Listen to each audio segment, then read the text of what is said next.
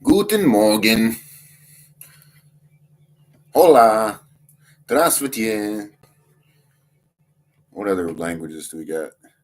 Hello. uh, shit, I don't know how to say hello in French.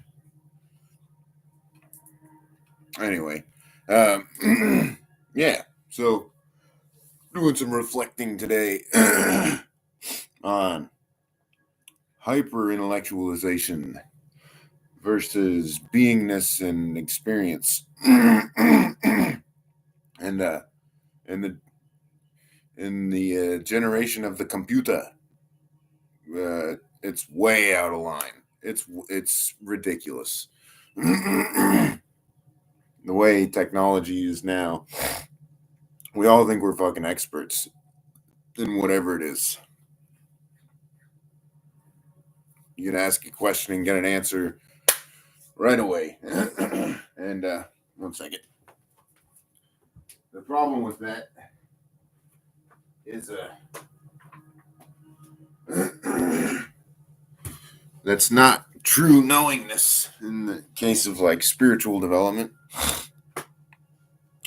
I don't know if you noticed this in maybe your college days or your school days, but if you kind of like hyper study for a test and you read the book and you freaking practice the questions and you study and you still don't absorb it, and then you're like, what the heck, man, I knew that.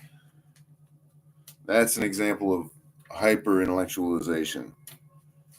And the same thing can happen with spiritual development. Because while intellectual learning is great, it only operates one of your being centers. And because generally there's not really emotional content unless you're excited while you're learning. Then you're using two of your centers. But if you learn by raw experience, like this is why it's kind of intensely necessary for like doing poses if you're doing like yogic practice, meditation and stuff. The poses will help your being centers. And this is kind of the part of the Western traditions that is lacking. Is that,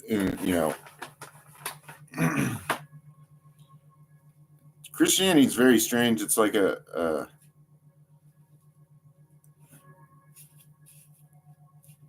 it's there's not a lot of like operational knowledge. It's very like I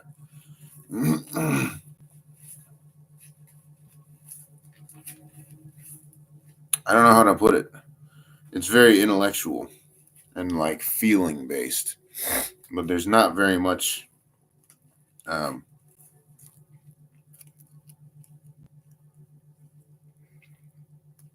like there's the mass, I guess, and like swinging the incense down the aisle in the Orthodox tradition, and is this kind of Christian mudra. But one of the things I've realized is, so I've spent these 2 years uh, like insanely intellectualized, just like channeling, freaking learning, freaking that's all I do. And luckily it's come with like actual experiences and like very hard hitting emotions. So it's like my body's actually understanding it. But there's so much stuff that I learned that just went and like it's kind of unfortunate because like there's so much cool stuff in the esoteric that you'll only come across like once or twice. Like when you find a good piece of information, write it down, print it out, lock it down, because it's incredibly fleeting already. Let alone your memory is like it's very hard to keep track of it because it's this kind of knowledge is not uh, well accepted. Like it's sometimes the church will think it's satanic. Other times Satan will attack you for learning about it. Uh, it's like one of the big things about this world is like that the world is evil. This is Satan's planet. When you ask like preachers about it, and people forget that and think get all like lazy and happy and well-to-do and fall down the mountain. And it's incredibly important to like push knowledge into your being, like um, through like tactile experience. Like I was lucky enough to have like mystical. This is why I think esoterics and mysticism is going to become so important, because the way we've hyper rationalized the world around us, it people almost have to have evidence. And if you want evidence, you have to go the mystical route and like touch it, dive into the ocean, and get the clams off the bottom of the seafloor. And it's not taught or practiced or understood. Like there is Christian esotericism. It's just like I don't know if they just don't want people to know that they actually do occult practices themselves, even though they like attack it everywhere. Or like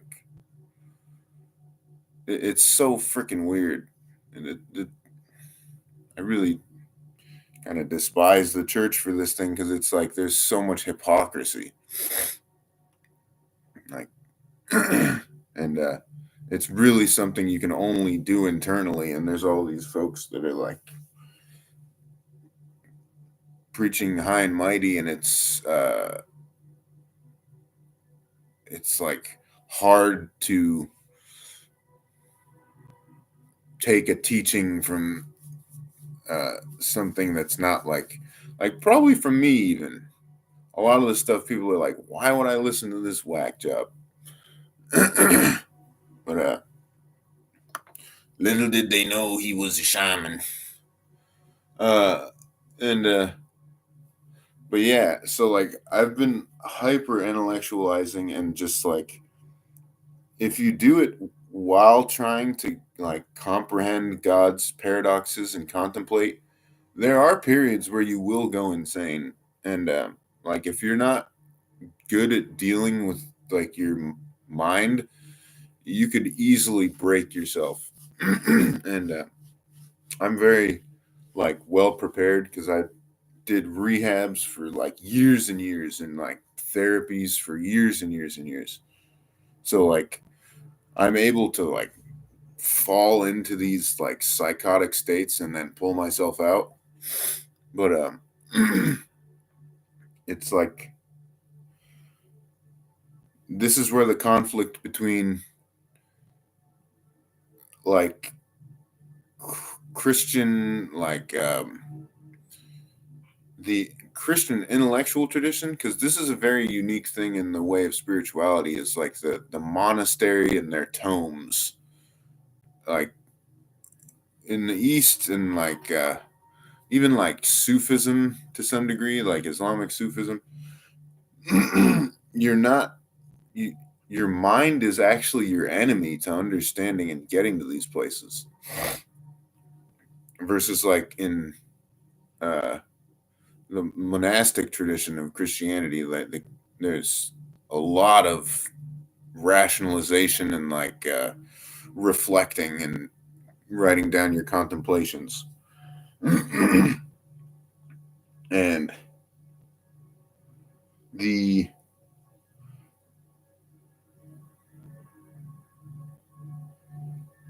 the church, for whatever reason, has done a very good job of illustrating, but it hasn't provided anything for the being of the tradition. It's all locked away and kind of like not talked about. It took a lot of digging for me to start seeing like uh, content on the saints and like understanding what because there's like experiential and then there's like intellectual rationality.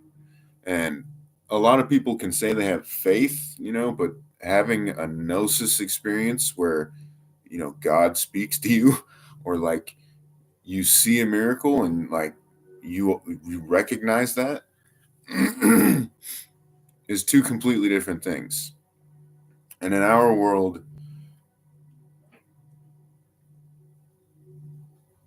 is an incredible necessity for more experiential uh, knowledge, because that's actually the only true knowledge. Because like otherwise, it's really just regurgitation. What are you doing? Can you get anyway?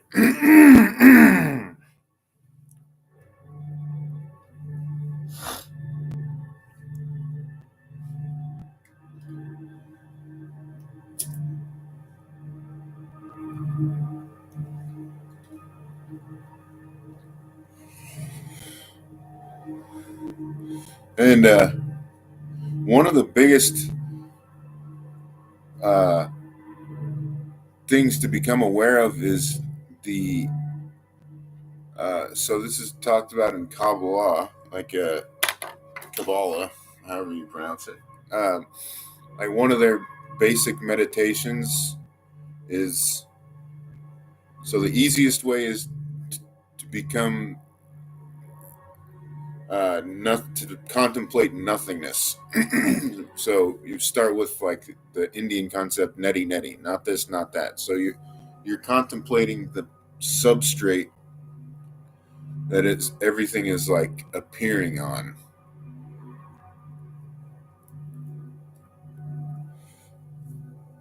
And then once you're good enough at that, you're starting to be able to develop a pattern recognition between the material world, which is what we're subsumed in, and then the actual substrate of that, which is this emanate like the emanation source of it. And as you're able to contemplate on the source of emanation, you'll be able to understand like you are not your thoughts. And another example of this is Gurdjieff's like self-remembering. So you're watching, you're witnessing the watcher. You're creating a recursive algorithm on your consciousness. And as you're able to start doing these things, you're able to like depersonalize from your body and like uh, another good way to have this kind of realization is to like work on astral projection and try to do an out of body experience. And all of these are all of this is a experiential being state. And there's no uh, well, there is stuff written about it, but it's very uncommon, and a lot of times you got to really dig through a lot of like religious overtones that are. It becomes very hard to do discernment, and you get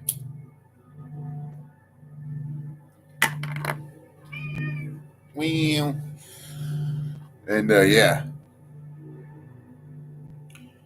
but so a problem I see coming is that so many people are getting into the spiritual field and like the actual guidance through that is not easy. It's very hard for somebody to guide you through it. And it's even harder to like discuss it from like a sensation to intellectual translation. And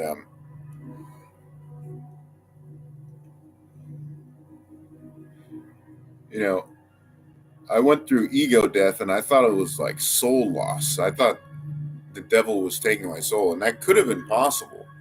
And it's either that or like once you become aware, the devil is there, and because like you're seeing into the unseen realms, and generally you're going to run into evil before you run into good. And it's very interesting because so the monotheistic religions are trying to stamp out like all of this strange like thought formy strange god pagan altar idolatry type thing. And it's like I'd like to get to know like I it'd be nice to maintain the hierarchy that like yes there is no king before Christ. It's there is the peak, there is the apex of that pyramid, but we like the animal state that we are in is so low on the intelligible like the intelligence that has to be out there. And like the uh, a lot of it I'm coming to understand is in the unseen because we're literally the lowest rung. Like we might be the top of the animals, but we're also the dumbest, least advanced, like divine species. Like we're barely getting any divinity at all. Most people are just animals, and this is kind of a concept out of Tanya, the animal soul and the divine soul. And if we're going to talk about spiritual evolution, you have to show people like a hierarchy roadmap of where you're going. And a lot of people will just be like, archangels. And it's like, there's three of them, and maybe 10 if you count these other seven weird, fallen, kind of, I would call them strange gods. And like, and I think a lot of Jewish people would too call that idolatry, even though these are like necessary concepts that operate in the hierarchy, which is so strange. But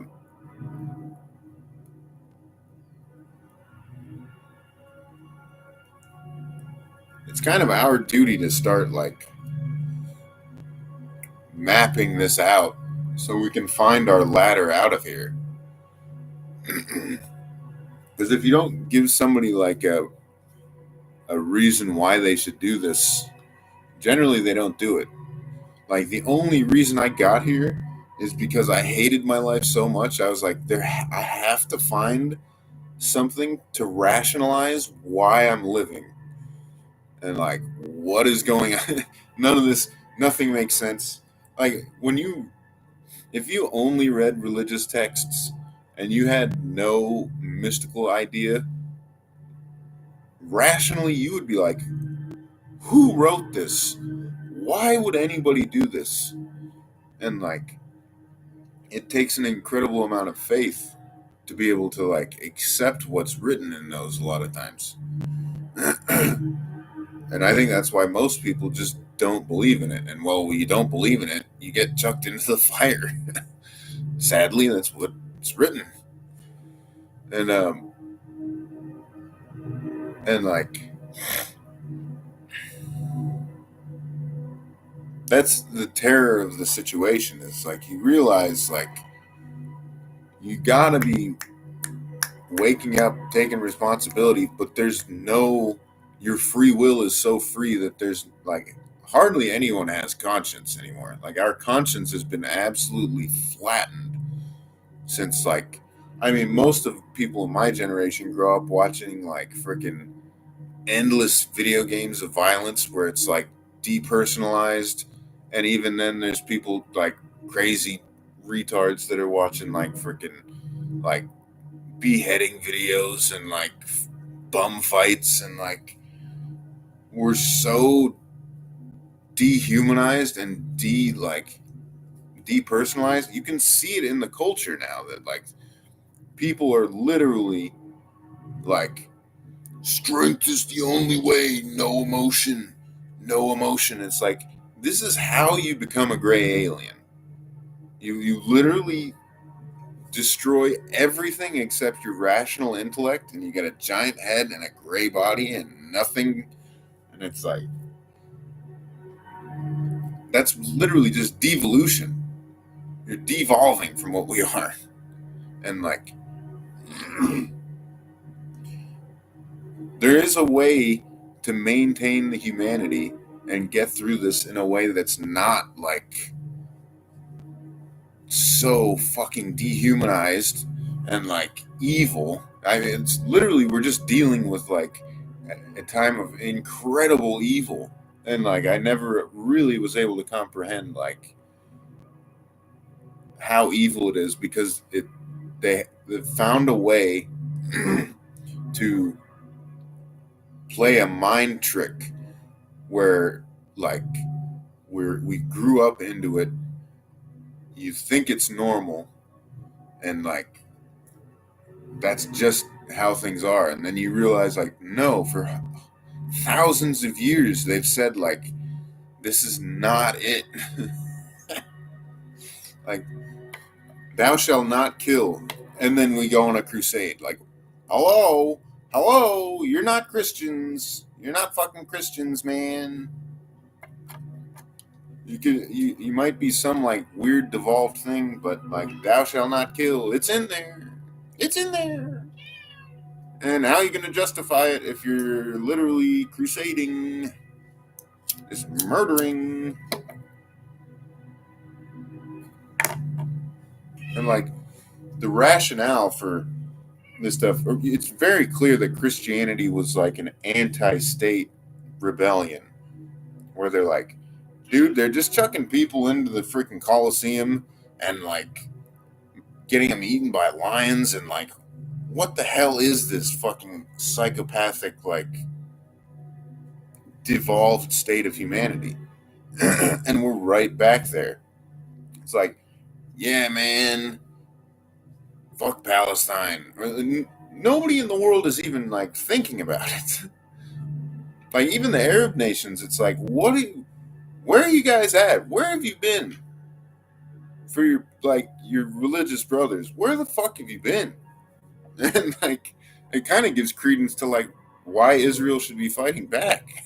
It's like this is this is not Islam. These are animals with like no conceptualization or awareness of what Islam even is.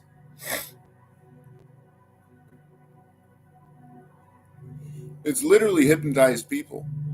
They're literally just hypnotized and unaware. And this is why ignorance is the most dangerous thing in the world.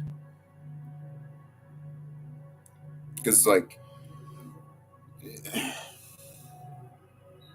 if people truly comprehended that, like, yes, hell is real, and so is heaven, and these rules, you should probably fucking follow them. Everything is God. You don't get away from it. It's a prison planet, and you don't get away with your crimes. You don't. Everything is recorded. Everything is recorded. And not now everything is recorded and recorded. I mean, it's it drives you insane because like dude, I spent 30 years actively against God, and then I met God, and then I had to be like, oh, God really gets pissed off and will chuck you in the fireplace of the sun. And that's how the freaking universe keeps functioning. And that's like a, bro, they're growing people to be fuel for the fire. They're not even explaining that, like, hey, man, there's this thing that, like, birthed us here. And, yeah, he kind of watches over all of us and he's inside all of us at all times. And, yeah, if you don't follow the basic rules, you get freaking eternal fire. I don't think it's eternal fire. I think it's a process, but it's like, who knows, really? Like, I think it needed to be written out like that because God's like, these freaking animals do not get it. Like, there, there's something about. So I was listening to this video that the Greek mythology is so much healthier and better for like our culture and humanity in general. The problem is that it's polytheistic. God really hates polytheism. Uh, the the way you're able to like wrap your mind around the way the world works is so much better. But Zeus originally created humanity to be unconscious and just like a slave race, like the rest of the animals. Like they're alive, but they're not fully like divinely conscious. And what happened is Prometheus fucking stole the spirit fire and gave us consciousness. And now, uh, so I think Heracles redeemed Prometheus. It was like the initiates redeemed the god. So now we have to redeem ourselves by becoming initiates, just like Heracles redeemed Zeus. So that's the purpose. And this is also in the Babylonian creation myth, where I think it's Enlil and Enki. One of them created humans as a slave race, and his brother was like, "No, you gotta you can't just enslave them like that. These guys are cool because we're made in God's image." So God, like, you can think of it as like one aspect of his God is like, dude, I want to play with myself. You know what I'm saying? Like, I want to experience myself. And then the other part is like, no, I want to like have a slave system. It's kind of like the king's dilemma. Like, you want to be cool with your people, but you also want to keep them in line to like do what you want. And it's a freaking. That's what this planet is. It's like you gotta make friends with God a little bit, and you gotta like. There's a give and take here, and He will backhand you so hard. And like, dude, the stuff I saw was like, it was insane. Okay, so when I first started having all this mystical experience, like the atmosphere like folded over itself, like the firmament was like a fucking projector screen type deal, and it was like, and like the sky like turned 90 degrees on itself, like as if it was a sheet of paper, but it was like a round surface, and like I was just looking at the sky and was like, what? And then later on, like, basically, I was like seeing through the simulacrum. And like, there are multiple times where it's been like, everything's calculated out. So, like, there'll be like a plane that, like, I can't even explain how this worked. Like, it was like in the sky, the aircraft were like mapping out like energy channels and like flying like parallel and then across each other and then like back again and then like I was just like, what the fuck am I looking at? And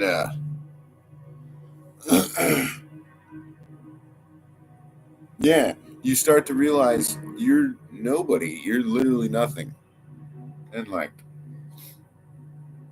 it's not a truly prison planet because God is pretty or not remorseful, but forgiving. And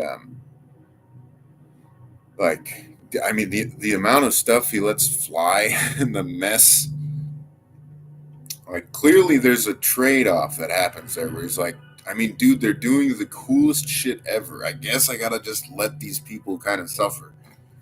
Like, because there's like, if you're just being a dickhead and like slaughtering, and there's no, it's just like, you know, wildly freaking, I don't know, let's just say like the Mongol horde, and all they did was like rape and murder. That's why there's no longer any Mongols. I mean, there's all of his descendants, but there's no Mongol Empire. Versus like the Nazis created some of the greatest technology in the world. I mean, like the first computer called Zeus, by the way, and then like also the Holocaust. Like somehow their God rationalized like you guys are fucking animals, but like you built jet aircraft, fucking nuclear, etc., etc., etc. You guys have got to go, but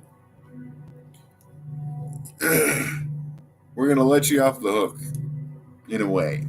Like you let them get away to some degree. Versus like I can only imagine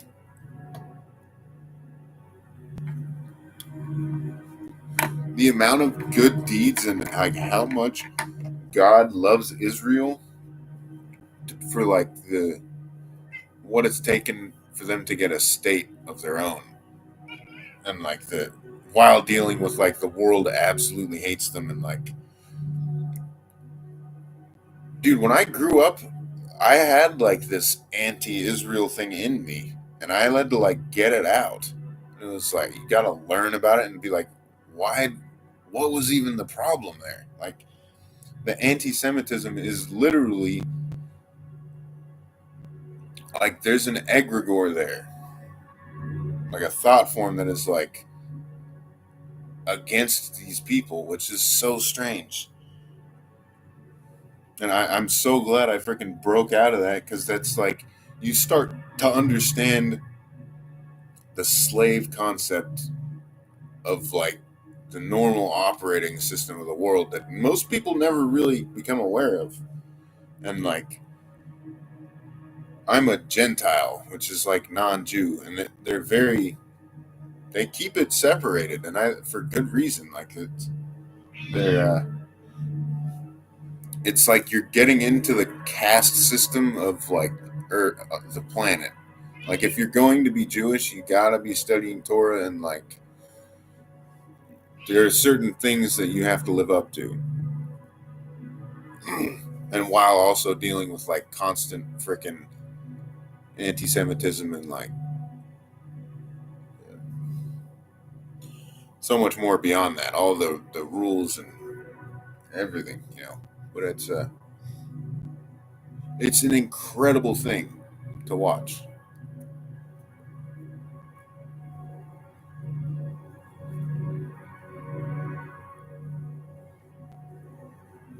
Like God has emotions,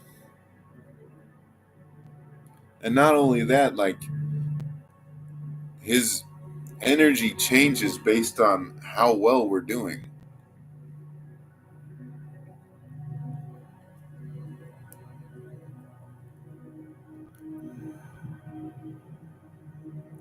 And like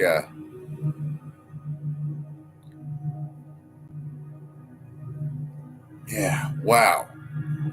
I wish I could get the name of my video here. It was dang it. Maybe it'll tell me in the freaking thing. Oh, what was the name of this, man? What was the name? Maybe it'll tell me in here. Please don't stop. Yes. Hyper-intellectualization. Yes. And the dire need of experiential being.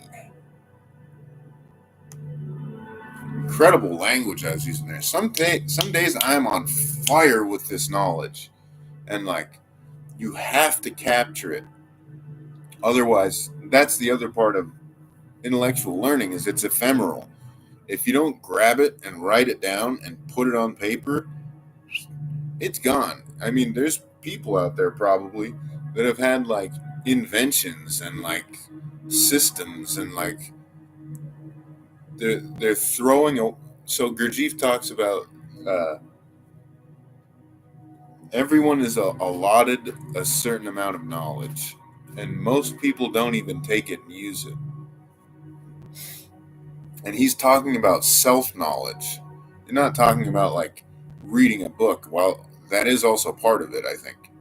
Like you can only read so many books and find so many books, but there's this kind of opens up the everyone matters thing much more because only certain people have certain ways of thinking, which will result in certain ways of taking in the infinite light and have a certain way of decoding it and a certain way of expressing it. And like the way the world runs now, it turns into nothing. When you build like a bunch of non emotional worker rats or like create a rat race of criminals and strugglers and then have an elite, like there's so much human potential that gets wasted in that lower half that it's sickening. And it's the terror of the situation is like when you really understand that this is like just a giant meat grinder and like basically like slave planet and most people get chucked into the sun for fuel for the fire, you're like and it's like if you were able to really understand that and rationalize it, you would snap. It would break you open. And for some reason, there's like a guardrail of most people cannot understand things because it would break them. Like if you came to true knowledge of how this works, you would break. Oh my god.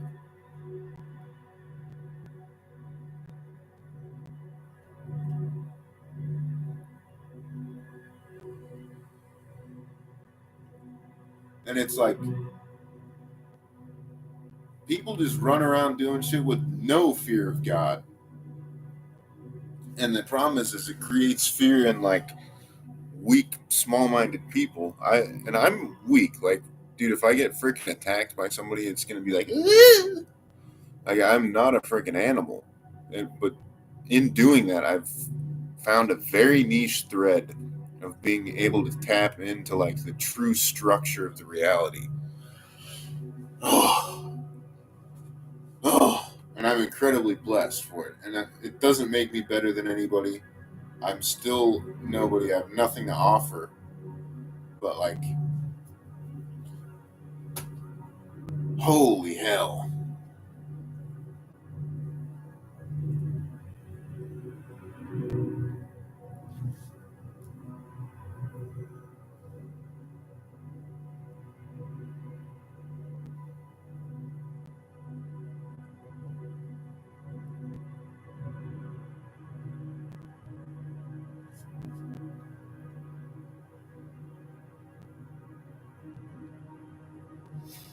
Oh, gotta clean her out. Fucking like a 12-year-old child. Uh,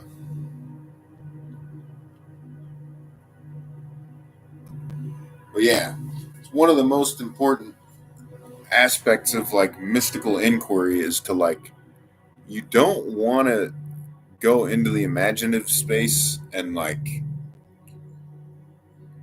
totally lose your grounding and like go into the ephemeral, because then you're just like playing in demon land. Like you got to throw your roots deep, and the way you do that is like you have to really experience how bad it can be and realize how good you've got it. And not hardly anybody realizes how good they got it. Like most people would struggle without having a rationalization to their suffering. Most people just like uh, put shells on to uh, block themselves off from the suffering. Like they'll cover their suffering with like substances and like distractions and like yeah. And I there's something about the rebellion of the angels that ties into this. There's like an understanding that we're given like too much free will, and there has to be an aspect that shows you that like, bro, there's a fire we all go to. If you don't like that, and you can't just tell people that like generally everybody's just a log, you know.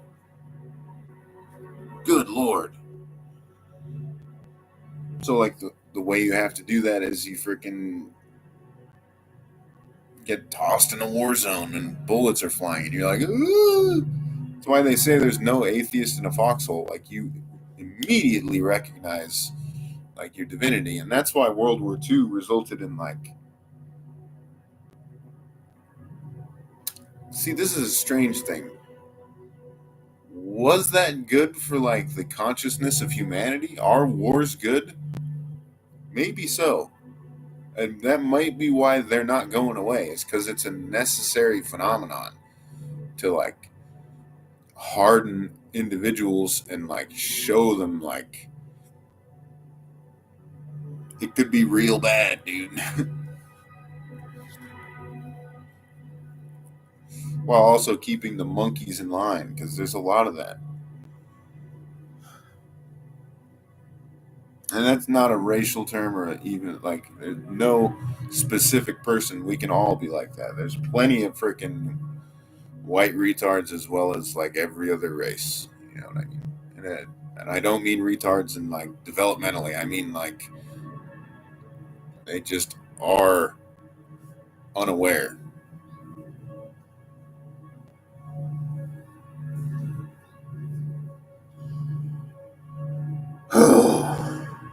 The terror of the situation, like it's got me freaking stuck, and it's been a very hard to live because like I'm a very sensitive person to like energy and awareness, and I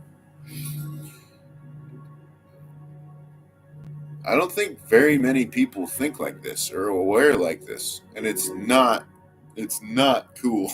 It's fucked.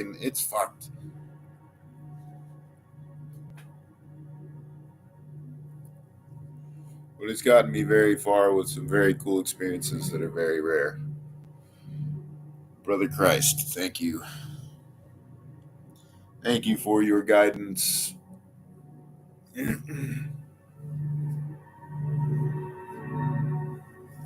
it's only going to get worse because what you have to do in order to like hear God and meet God is a lot. I don't think very many people are given that opportunity. And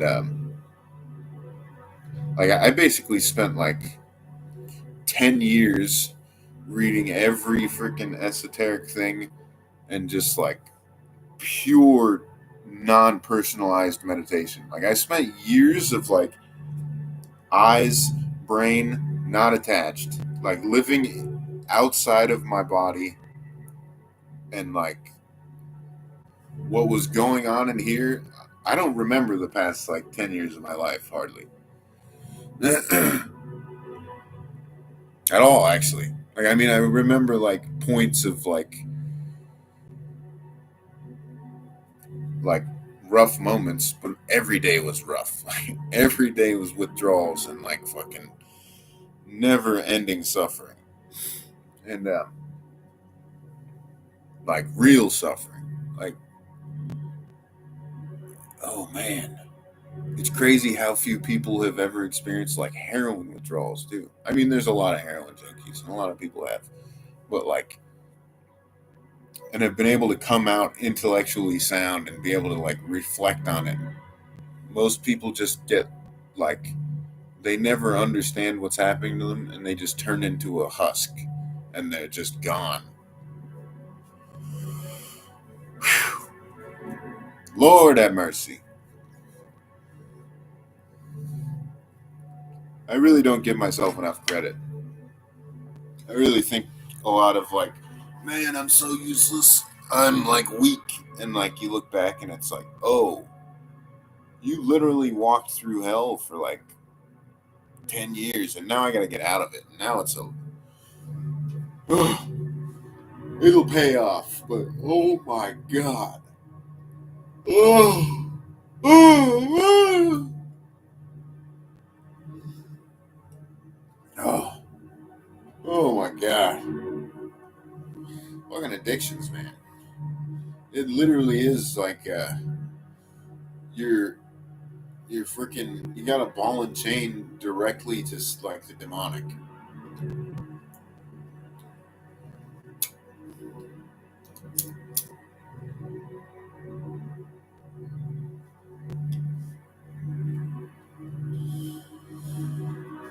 That's the other thing.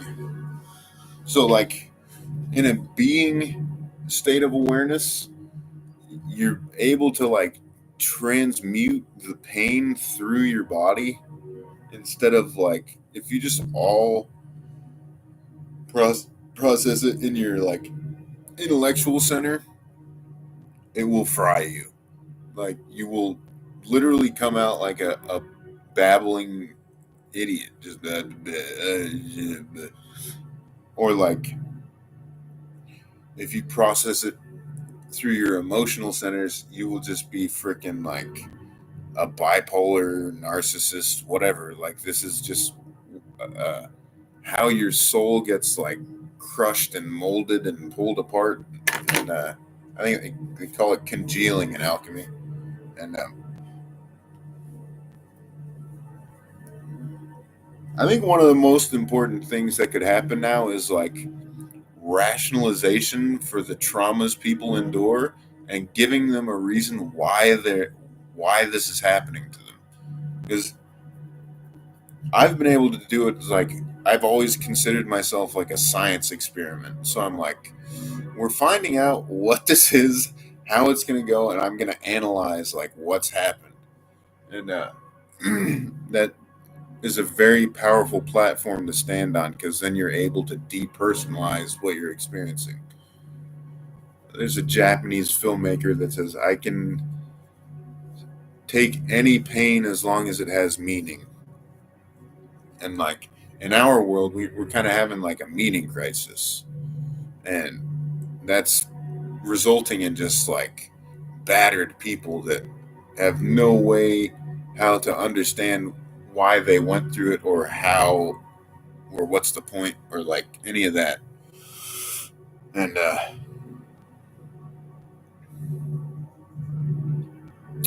it's a powerful, I might even try to write a book on that. uh, how would I say that, why the problem of pain and why or where why how, a guide to transcending your experience. Wow, that's actually pretty potent. Yeah, like I might actually become a writer. I just have to like,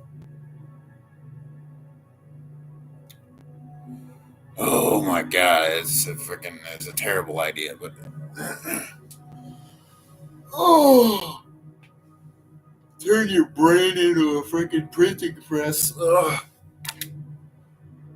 Like, I would have loved to do music, but it's like the industry is so toxic, doesn't pay anything, not good enough, really. Like, I was a pretty good drummer, but like, oh, loading up the drums all the time, plus never getting paid, plus like, just you gotta be freaking on some kind of substance. Oh, it's very strange music. Like, what needs to happen for it to get made.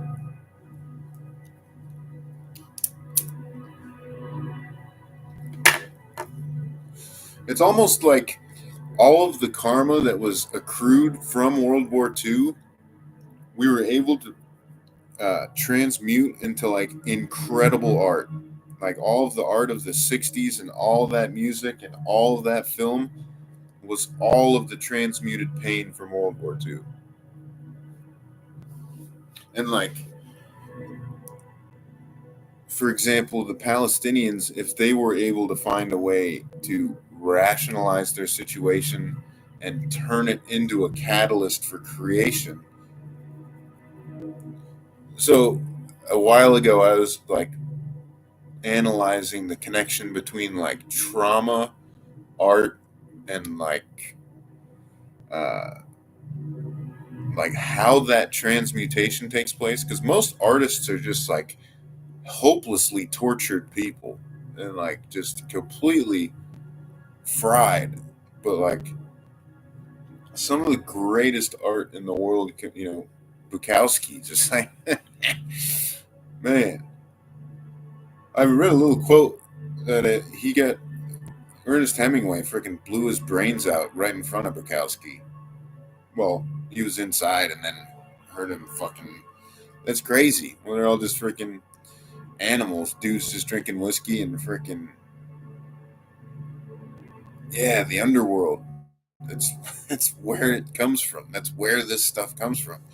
And that's why film and stuff these days is just utter dog shit and it's useless garbage. And it all should be destroyed. It's depressing and laughable.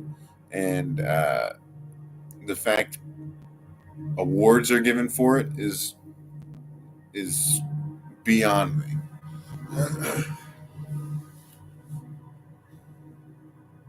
And in a sense, it is evil. Like I've always tried to understand what that is, the evil of Hollywood. Why is it that there's so much evil in Hollywood, and what is it? What is that? What is that? And clearly, it's just like that. The filmmakers kind of understand that like trauma creates great art. Saw another quote that was like a filmmaker was talking to Jim Carrey and was like, "You're so broken right now. I love it. Don't get better for this movie." And that's an incredible statement to make. And like, to be honest, like these filmmakers should be out there picking up homeless people and like getting them in line and then like, hey man, we need your broken ass to make films, and like get that flow going of pulling out the traumatized people and like making something of it. Don't just fricking torture them till death and then that's it. Like make something of it. If you're able to rationalize it in their heads, they any humans can do anything. You can never destroy that base level of consciousness, and if you're able to intellectually rationalize it, anything is possible.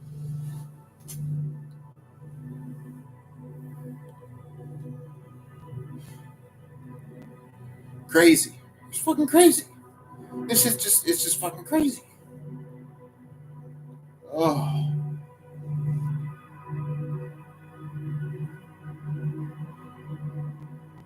yeah, man. I think I could get into making films and art after this.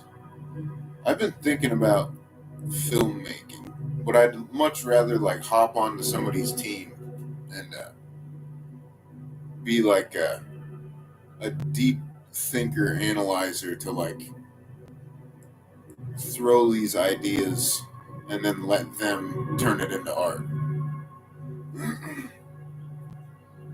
It's like you gotta have a philosopher in a way to like produce these kind of like viewpoints that make people go like, oh, yeah.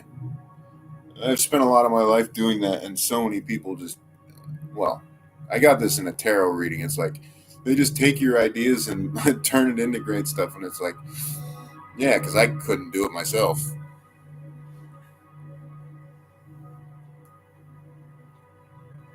And that collaboration, there should be much more collaboration. Like the sciences hardly ever interact with like religious studies. Like they're starting to do that now. And like the politicians rarely interact with like musicians and like lay people. And that would be good for politicians. And I don't know why I say musician, like art in general. And like if you create these like horizontal integrations between different parts of society, you get an incredible like synthesis that happens, and like in that synthesis is like true novelty, and in small doses that is very good. Like you don't want to create a world so novel that like people can't even speak to each other, which is kind of what's happening. Like everybody's so much in a state of creating their own reality that there's like we're losing the integrations of like the society itself is like fragmenting.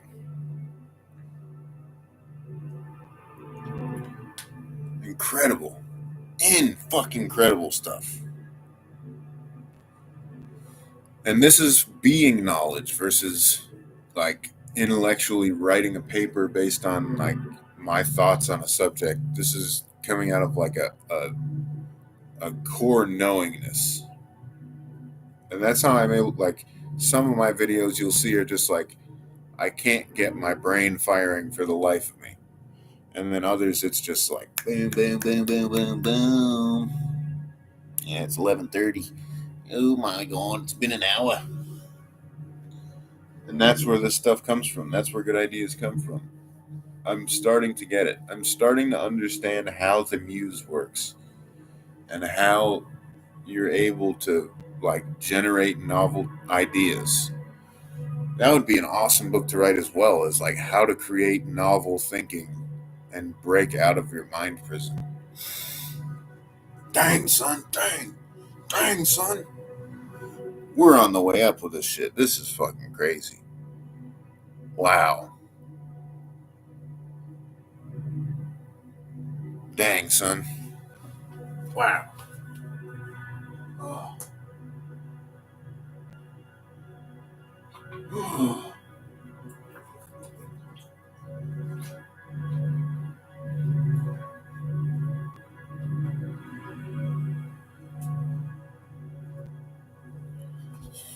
Yeah. Yeah, I could see it would be really cool to talk to a university professor about this and like even get them to write the book. That's one of the funny things I noticed is like there's people out there that have these ideas and they're like, I need to write a book, and then like they're not partners but like familiars in the study will be like, oh, if you weren't going to, I'm gonna have to. It's, these ideas don't don't write themselves. A, don't write themselves. B, they don't come around very often. And C, no one else may think them. Oh, this is awesome. I think this is the first day where I've been able to truly philosophize. I've never been able to do philosophy until right now, and I'm starting to understand the way your mind has to work for you to be a philosopher. That's fucking awesome. That's fucking awesome. Holy shit. This is the first good day I've had in a very long time. Simply because of this video and that thought. Holy shit. I should be jumping for joy and like giddy and like bouncing all over the place. That is fucking awesome. That's the power of the inner eye, man. That's incredible. But I think I'm going to leave it there. I could keep going, but I don't really know where else I would ride this. Let's see what the topic was again.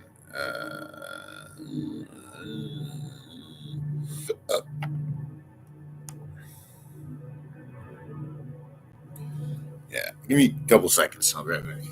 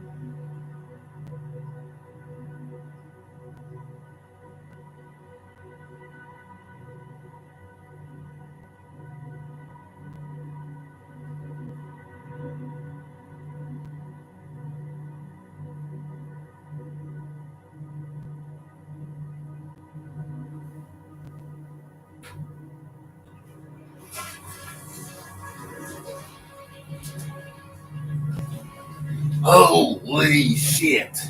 I just had another idea. I just had a fucking another idea. This is totally separately, but hey, so this kind of music, or just like creating a soundscape environment where people are able to like enter a certain like gestalt of an environment, which would promote certain types of like so like you have an art gallery, right? And this kind of music is playing all the time. Or like you create an art gallery based on a gestalt. So like for example, like a futurist art gallery where like you basically take like the aspects of like cyberpunk and like super futuristic stuff and you give the idea and a design for like a space station, but it's built into an art gallery. Whoo! Whoo! What a philosopher brain! Holy shit! Holy fuck, man! It's very. I'm generally not an ideas guy like that, but I'm starting to understand why cokeheads just freaking sit around doing coke and be like, ideas. It makes so much sense now. That's pretty awesome. Ideas are fucking sick. And that's the danger of hyper-intellectualization. It's like you can get addicted to creating ideas, but you never do anything. You never engage that being center, and you never create anything from it. So you just become like a motor mouth fucking, and it just becomes effervescent and evaporates, and nothing ever comes of it. But I think that'd be really cool. Make an art gallery where people go there to like design based on the environment, or like experience zones. So like you oh, this would be great for like a tower block, or like there's all these offices, like office towers that are gonna be like, oh shit. Uh,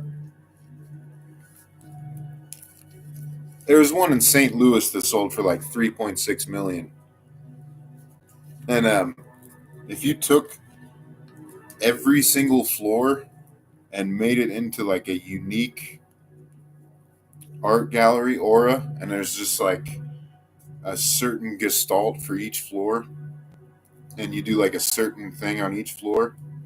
Even like you could have like one's a bar, like chill space, another's like a weed lounge, another's like a library. Oh, bruh, that sounds so dope. Holy shit.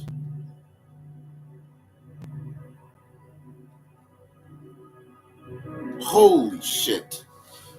I would love to, dude, and I know people out there that would be down to make that happen. That would be such an incredible use of like old office buildings. Well, it's honestly a lot of, it's too big. The offices are pretty massive. Like, the building is like a freaking quarter acre, probably. Just the building. Oh, man. Ideas coming like freaking pancakes now. Pour them out, serve them. That blew my mind so hard.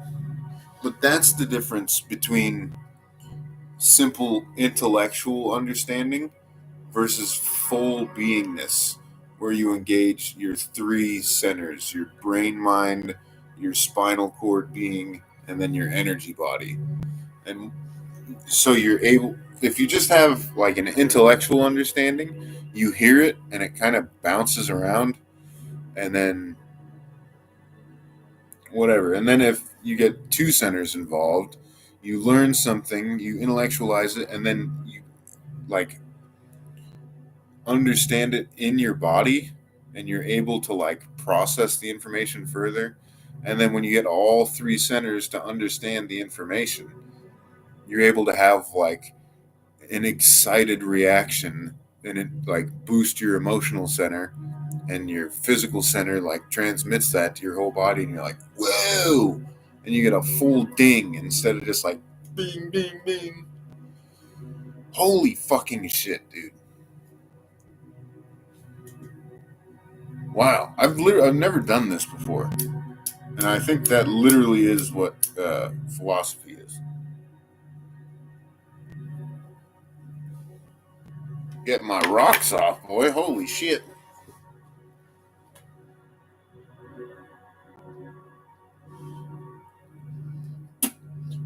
But yeah, like there's a mad amount of stagnation in like Hollywood and film production and like art in general.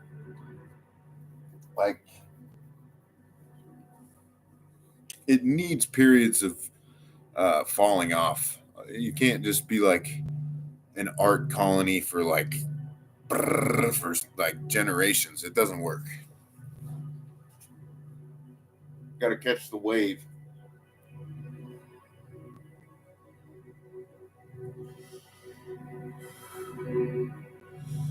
Holy shit, that's so fucking sick. Man, you could have like one level of the building be like a music label, and then a freaking art gallery, and then a bar, and a fucking library, and a fucking actual office for all your different things.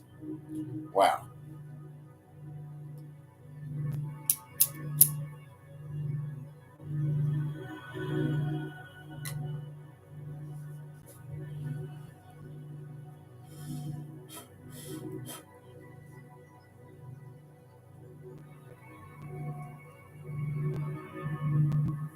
I really gotta stop doing that on camera. Ugh. Anyway, what was the topic again? Oh yeah, intellectual versus being knowledge. Yeah, I think we pretty much climbed the mountain there. That's very nice. Very nice.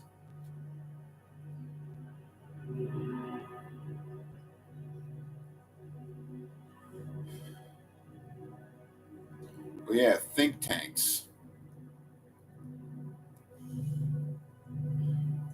I think where I'm going is leading me towards a think tank. The way I'm learning how to like process information in the world and like analyze it.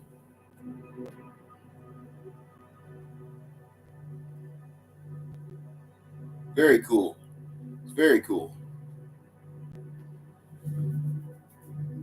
I think that's literally what intelligence does. But this is like art intelligence.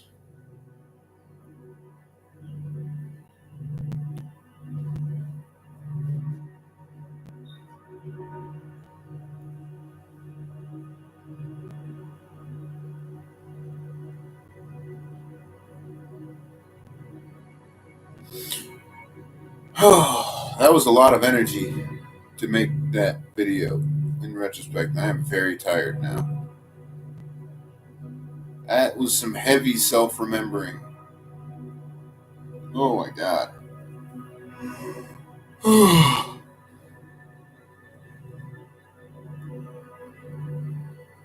That was so cool. And nobody will ever watch it because I'm in a freaking shadow ban, I think. Yeah. I share too much stuff, I think, while also being too much.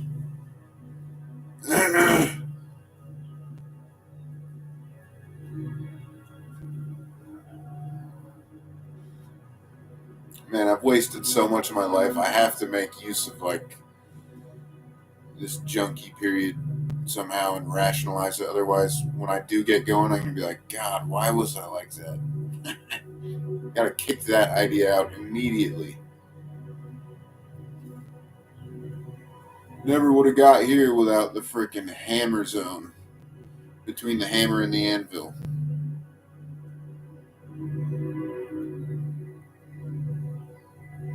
Truly incredible. I have so many thanks to give to so many people that have freaking guided me on this. Nothing but gratitude for my human brothers and sisters. It's so cool. Dude, this new era we're going into is going to be wild. We just got to get rid of like large scale war and create like freaking warscapes, uh, like proper war zones instead of like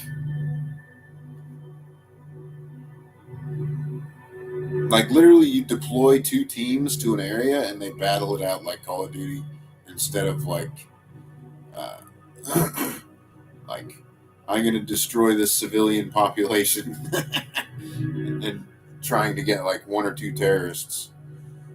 That would be pretty crazy, actually. That's pretty dark. Creating like kill zones, play zones.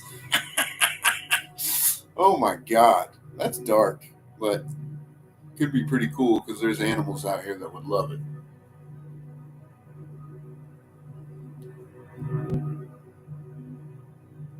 I guess that's kind of the idea of the demilitarized zone. See, anything in the world is possible if you can think it and like sell that idea. And in this world, I think so many people are locked into like this is life and this is what I do, and they just follow the conveyor belt. Meanwhile, I have not gone to college, nor have I really done anything for the past 10 years. Getting that potential flowing. Yeah. Ye old monies. And that's the other thing is like people have there's so much money and capital out there, but people don't have ideas how to they don't know how to spend their money. And like these super rich, like they just there's no outlet other than like propelling their business further. So that's how you get like these mega rich like oligarchs is they literally don't know how to spend their money. Like there's not enough ideas to profit ratios. And that would be cool to find. I think they call those like angel investors, where like come in and freaking get a business going and get like the interface set up.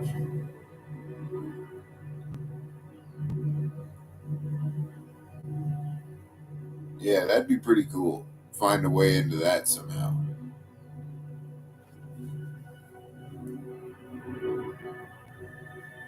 That would be very cool. Be an idea manufacturer.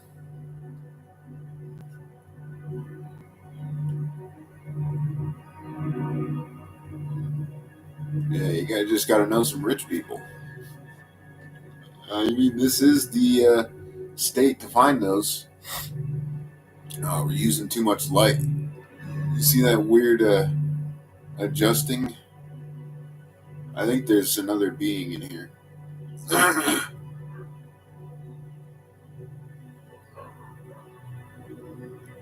I think my muse might be back actually, because I feel back to normal.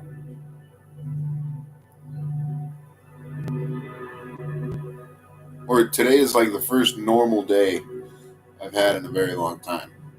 And normally it's been just like crushing suffering and like purging out like bad energy from the earth grid and turning that into good karma. See, there's a way you can rationalize suffering into a developmental pathway. Like you're getting spiritual currency. Now, most people don't understand that. Like there's a currency system for like spiritual stuff. And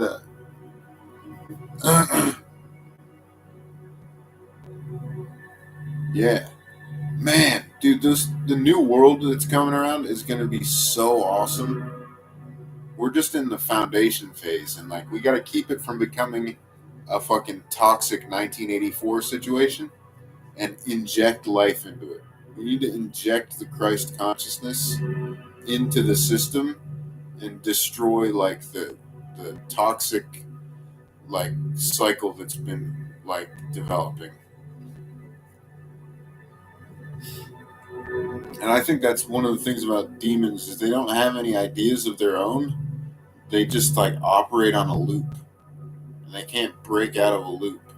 Like this happens for humans too, but you get stuck in a thought loop that's totally like empty, useless. There's nothing to it.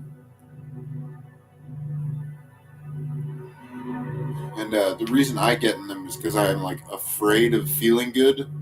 Because then you feel better, and then you gotta freaking fall back down and crush yourself. Oh, that's what life is, dude. You gotta feel better.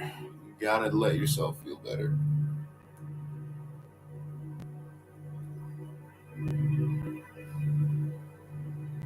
Yeah, that's a dark thing to think about too. A lot of people are like addicted to their trauma, so they don't want to like feel better. Because when you feel better, then you can get broken again. And it's much easier to just be like. In fact, I rationalized this very early in my addiction. Was like you don't want to launch too high and then slam back down.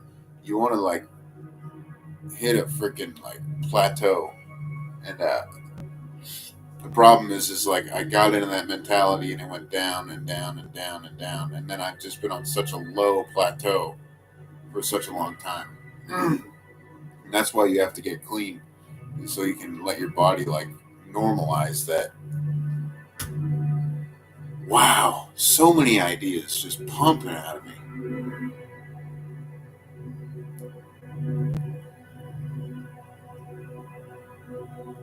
Very cool, very cool. Very happy with today. Very happy with how this is going. Very stoked. This is honestly the first day I've had life in me in a very long time. I want to say like 4 years, 5 years. Nah, I had some good times. I just don't remember. That's a problem with memory. It's a blessing and a curse to not remember everything, but these video diaries will help a lot. I guess that's the point of a diary. Diaries, man, they're useful. Bring back diaries.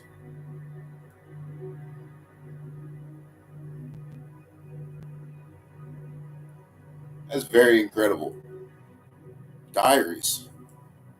That's another basic idea that's blowing my mind right now. Dude, I'm flowing on some freaking opium. That's what's I'm getting like opiates going in my brain because I feel great. Oh, man. It's so hard to find mind states where I can get opiates to flow in my body and actually feel like normal and relaxed and not freaking like on edge. Oh my God, yes. Yes. Oh, that's another thing, man. Learning how to train your mind to produce certain brain chemical states. Because, like, all this stuff that drugs do is already up here. It just, like, releases a floodgate. And I've had many different, like, so I can have, like, opiate brain dumps. And then I haven't really had, a like stimulant dump. I don't really get stimulated, but I've definitely had like psychedelic dumps where like I'm able to tap into a part of my brain that releases psychedelic chemicals. I think that's where I go insane because it's like a I'll just everything will become a paradox and you get utterly lost in thoughts that don't totally connect right and like yeah, this is like self brain research that I've been doing. It's very cool. Very cool. This is one of the best videos ever.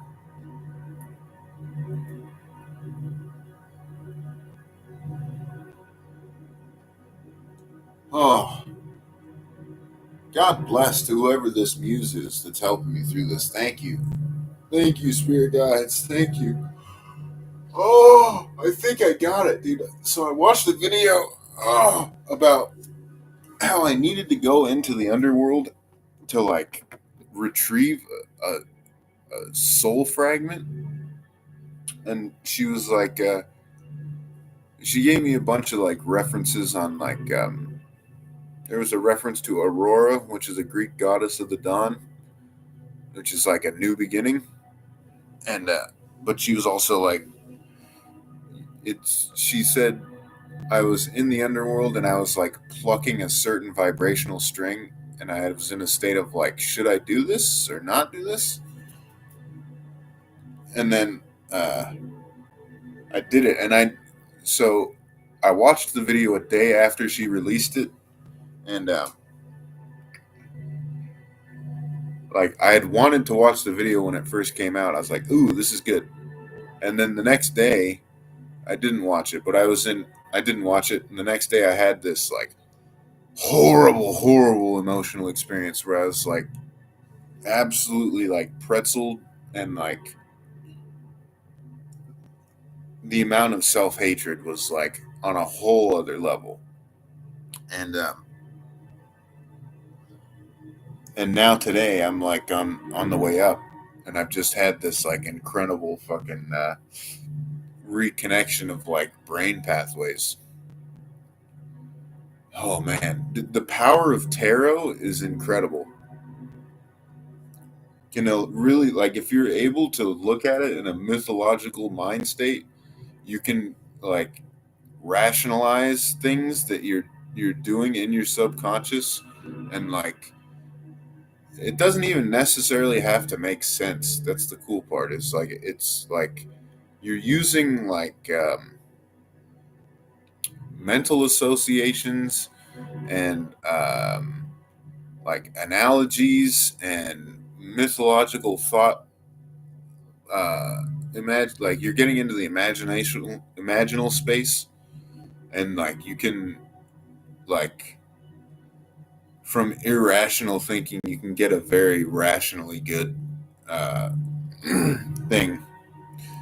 Kind of what I hate about so much tarot readers and channel is they all do like love readings and like relationship readings, but like the good tarot people will have like a way of speaking where they're able to like they're just saying words and concepts and like um, speaking with like symbolism and like uh, uh, mythological thoughts, and you can like get into a place of imagination where you're able to like hit those tones, hit that tonality, and you'll get a resonance in your mind that like can unlock a way of thinking.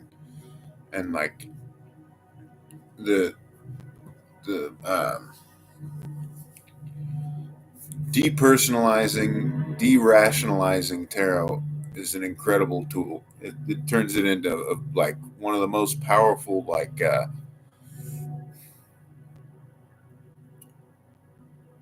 it's a game for like your imagination, subconscious mind, and like you can work like I don't even generally listen to like the card associations. Like I'll listen to the channel of like the mythological symbolic interpretations. Holy mother of God. Shout out Mary. Holy moly. Hail Mary.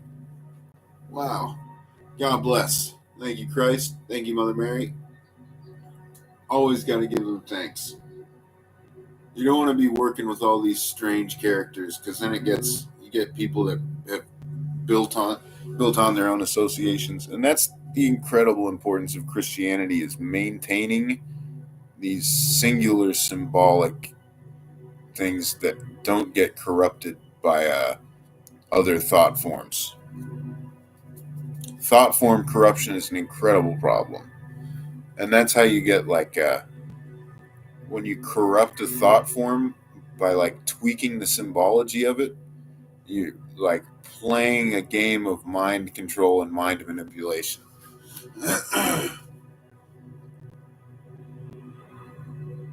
Holy fuck.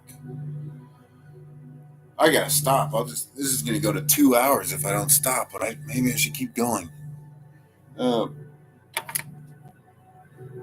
yeah, this freaking that green and yellow is exactly. Oh, that's what I wanted to. Okay, so I wanted to show like the energy staining that my energy body is doing to these headphones. So I don't know if you can see uh, how blue those are, right? That's from the throat chakra, and then you move down, it goes blue, and then it starts getting kind of silvery, and then it goes yellow right around. Uh, I forget which color yellow is. It's not the heart chakra, I don't think. It's between the heart chakra and the solar plexus. So, like, my throat chakra has been on fire, and it's literally staining my headphone cord. I don't know if you can tell the difference in color there. The blue and the yellow, and then way down here, it just goes to plain silver. And they were originally just that silver color.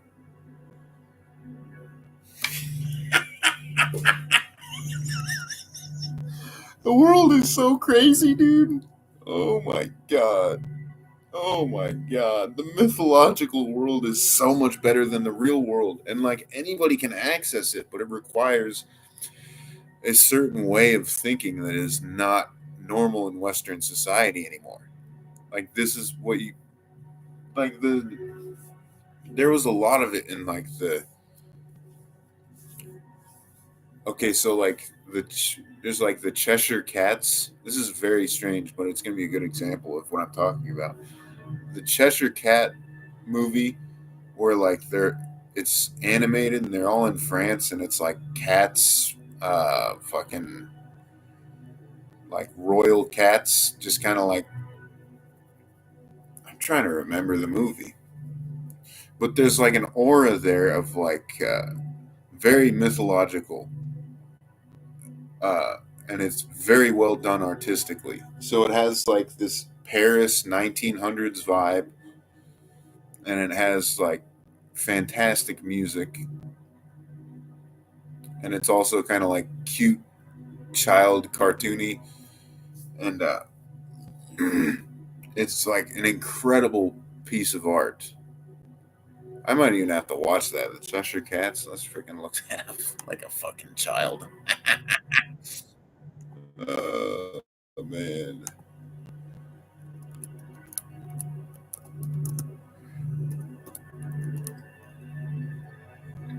Oh man. No, that's from Alice in Wonderland. What's that freaking man.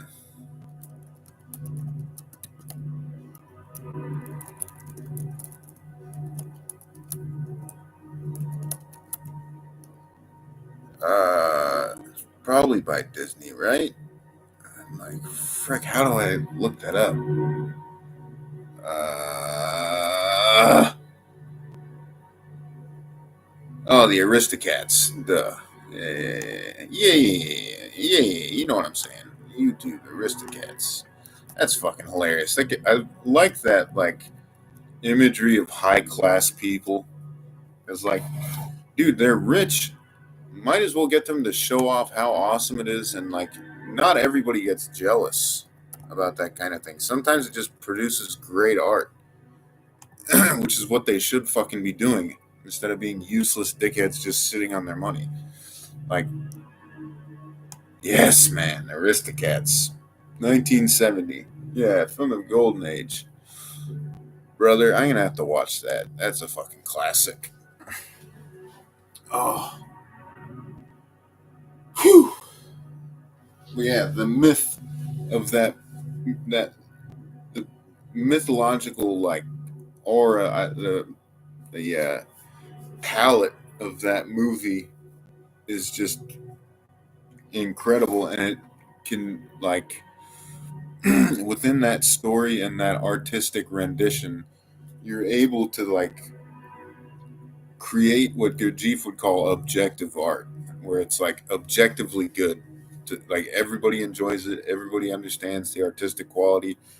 Versus now, movies are like in this weird loop of like regurgitated aesthetic junk.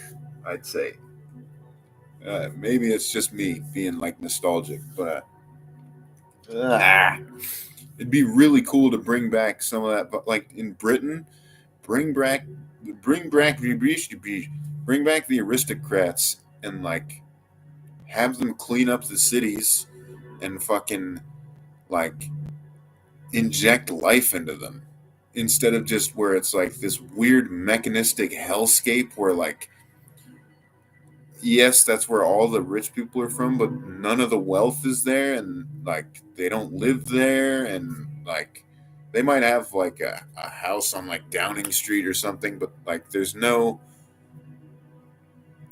uh like aura from that. There's no like spirit of place where like the rich people can like bless out like energies, because this is what like the aristocrats are very good at doing is like generating like an art space, like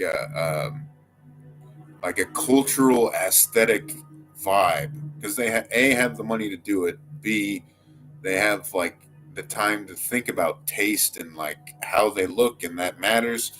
And like that'd be so much better than like there's these. That's the problem I think with our cultures. It's just like tech dickheads that don't even know what class is. Like they just have a bunch of money and it's all electronic and fucking. Bill Gates literally just looks like a guy. He doesn't even wear suits really, I don't think, or anything like that. He just is like a standard shirt, looking like a standard schlub instead of like, I don't know, freaking. Well, I don't know what. Maybe the Microsoft like estate looks pretty awesome. I don't know, not his estate, but like the Microsoft campus, kind of like how Google is like totally captured Mountain View, California, and it's just like a techie like. Yeah, aristocrats should be doing that and spend their money like they should. You motherfuckers, don't pay taxes. Buy money from us so we can work for you and actually create something good. There's a system here, man. There's a system there that used to work well, and then it was like, no, let's just freaking make it so democracy and people can think they're contributing in fucking horse shit. Whatever the fuck happened in the late 1800s. Fuck. Yeah, bring back the aristocracy. I want to see rich people spending their money and buying stuff from me or paying me to make their beautiful life beautiful instead of just like the deadness, and these rich people are, I don't know, they're in their fucking houses afraid to even come out because they think they'll get robbed or something. Like create a good freaking interface, man. Live with us. We're humans. Let's chill, bro. Have a dinner party. I'll chef it up. Bring in a cooking, oh god, the world could be so fucking sick if people weren't jealous and envious and freaking like traumatized and terrified of each other. That's another great idea. They're just fucking. But yeah, I'd love to see a much more involved aristocracy. Like freaking, get Rick Ross to throw like a freaking uh, music festival. You know what I mean?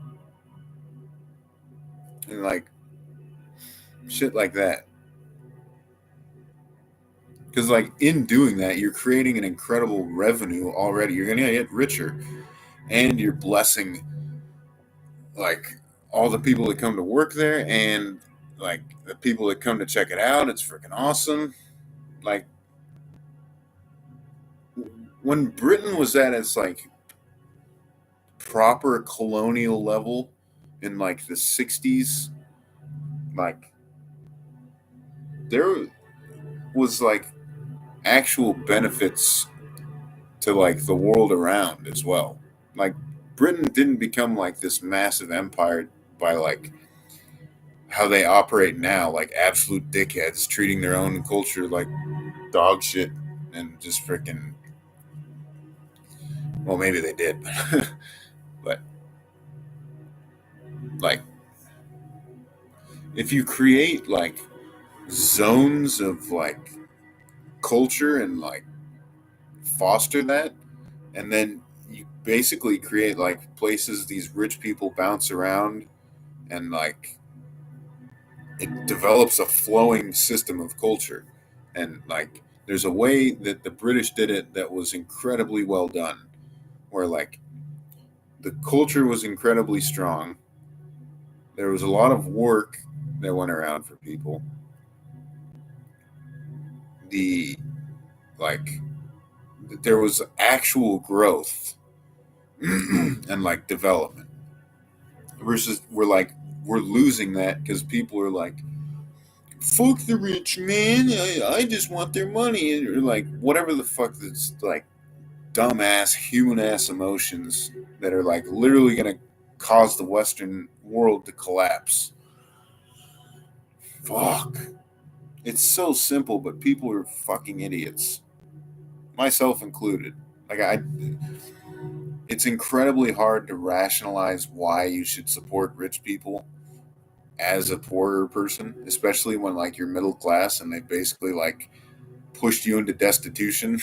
But like I think that's mostly happened because there's so many people that are fucking chipping away at their shit that like it's literally collapsing the whole system. It's like you need to have an arc. So you need to have like if you're going to get momentum going, the rich have to have enough money to support this and it becomes like a vertical ramp as opposed to like if the rich people are like this much richer than you, there's going to be no momentum and it's just like everybody falls.